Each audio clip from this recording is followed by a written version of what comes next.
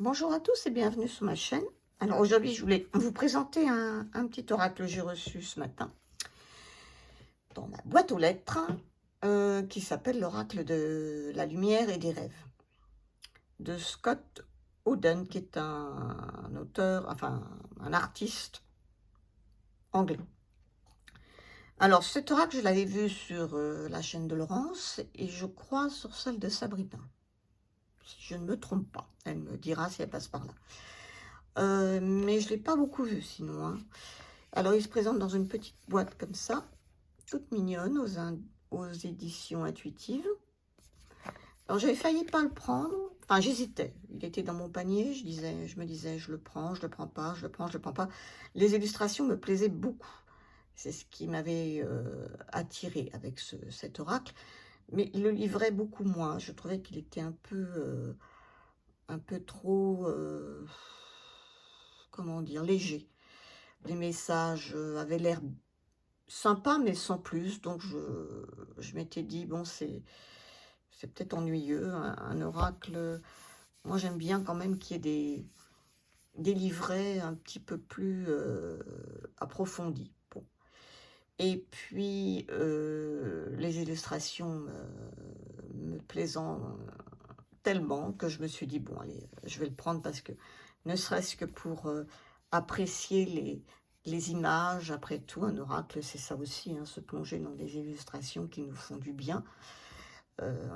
On en a tellement besoin, je trouve. Et en plus, il a un côté très printanier, donc vraiment de saison, hein. La boîte, elle est mate, au toucher très agréable. Elle est en bois de cloche. Elle est joliment illustrée, même sur les contours, partout. C'est très joli. Et on l'ouvre comme ça. Alors, elle est un petit peu dure parce qu'elle est neuve. Voilà, là, on a l'intérieur de la boîte qui est avec un vert pastel, tout doux, tout joli. Pareil pour l'autre. On a un petit bouquin, pas bien grand, enfin pas bien grand, pas bien gros plutôt, une centaine de pages. Les cartes, elles sont... Non, il y en a combien de cartes? Attendez, je vais vous dire ça. Il y en a 49, donc c'est bien. Elles sont de taille oracle, pas immense, mais pas non plus trop petite. Et moi, je trouve que c'est une bonne taille. Elles sont légèrement... Elles sont pas glossy, hein. Légèrement, il y a une pellicule qui permet que ça glisse très bien. Donc ça, c'est un bon point. J'ai horreur des cartes qui accrochent. Les tranches sont neutres, ça me va très bien aussi. Il y a un très joli dos. Voilà, et on y reviendra après. Alors, le petit livret, comme je vous disais, il n'y a pas grand-chose, hein. Il y a une petite introduction qui fait que cette petite page-là, où il nous présente donc son oracle. Ensuite, parce que c'est lui qui a fait les textes également, le Martin Pêcheur, donc le nom de la carte, développer votre ténacité, des mots-clés et une petite description de ce qu'on peut voir sur la carte sous forme de petite histoire. Voilà, mais il y a pas, c'est vraiment, ça doit faire une page, quoi, hein.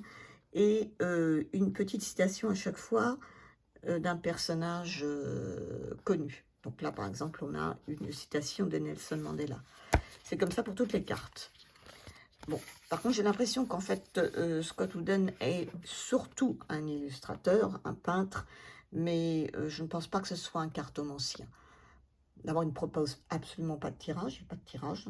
Donc, je pense que ça, c'est plutôt un oracle à utiliser en message du jour. Et les textes, bon, ils ne sont pas inintéressants, hein, ils sont agréables, c'est des jolis messages, mais ça va pas très loin, c'est dommage, moi je trouve. Il fait, en fait, les cartes, c'est un support comme un autre, parce qu'il fait également il utilise d'autres supports comme, comment dire, ses dessins, il les fait également sur des t-shirts, je crois, sur des vêtements, oui, c'est ça, des calendriers, des cartes de vœux, ce genre de trucs. Donc, Donc ça fait un autre support pour présenter ces... Et je suppose qu'il doit les exposer également en tirage d'art. Hein. Il a des réseaux, un site internet ici, une page Facebook et un Instagram. Alors, les cartes, ben, je vais vous les montrer. Elles sont pas classées parce que je l'ai déjà utilisé, mais bon, on a en soi pas une grande importance. Elles ont un côté très pastel, très doux, très printanier, ça fait beaucoup de bien. Donc c'est déjà énorme. Voilà. Donc, il y a le petit titre et le numéro de la carte. Dans la lune, Jeanne d'Arc, Plume, Martin Pêcheur,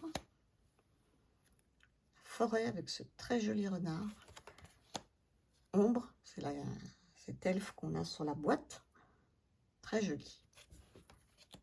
Aviateur, le royaume des jouets, petit chaperon rouge, un petit clin d'œil à un conte de fées. Là, on a le champ d'or. Très jolie carte aussi avec ses coquelicots. Fond marin. Caméléon. Moustache de chat. Un petit côté Catwoman. Tanière de dragon. Avec ce dragon derrière elle. Très très joli. Femme chat. Magnolia. Vol au clair de lune. Guerrière. Les dessins sont vraiment très beaux. Hein. Selkie, alors je crois que c'est un... J'ai été regarder sur internet parce que c'est dommage, il n'explique pas vraiment justement certaines choses. Il aurait pu, je pense, le faire, mais bon. Là, c'est une divinité, je crois, des îles britanniques, mais je ne sais plus lesquelles. Bon. Qui se transforme en phoque pour aller dans les fonds marins. Enfin, il y a toute une histoire. Vous pouvez aller voir sur internet. Je ne suis pas allée dans les détails, mais j'ai vaguement vu ça. Le solstice d'hiver. Bon, c'est la seule carte hivernale. Et encore, elle est très... Elle est claire. Hein. Rêveuse. Ange. Pivoine.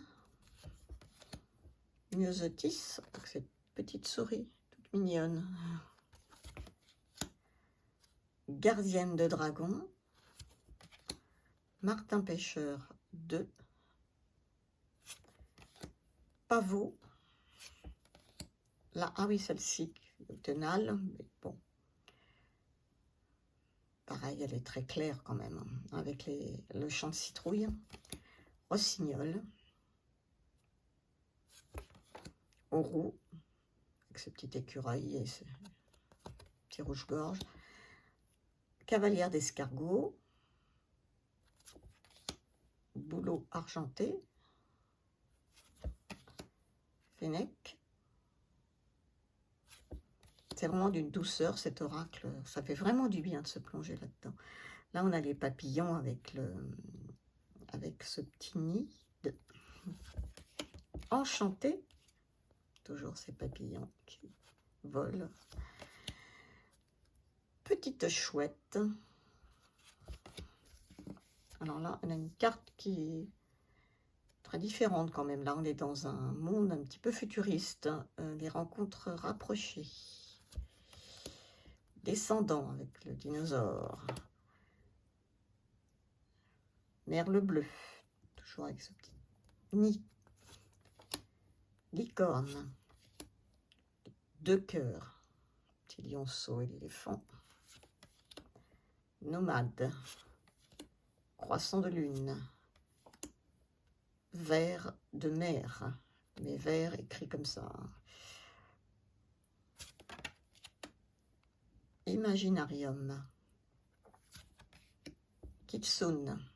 Petit clin d'œil à la culture japonaise. Chardon, là, un clin d'œil à la culture écossaise. Hein. Petites ailes avec le petit colibri. Et là, le trône des fées Anseli, je ne sais pas comment ça se prononce, mais je suis allée voir sur Internet. Ce rapport, il n'explique pas dans le livret d'ailleurs, à la mythologie écossaise, des fées écossaises. Voilà. Je vais vous tirer une petite carte, on va voir quel message cet oracle a de vous donner, pour vous qui écoutez la vidéo pas. Il y en a plusieurs qui sont tombés, mais peut-être trop. Alors on va peut-être faire ça à deux choix. Ça, je vais vous laisser choisir, parce que les messages étant courts.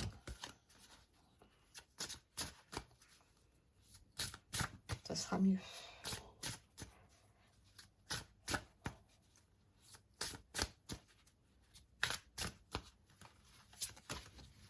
Voilà, première carte.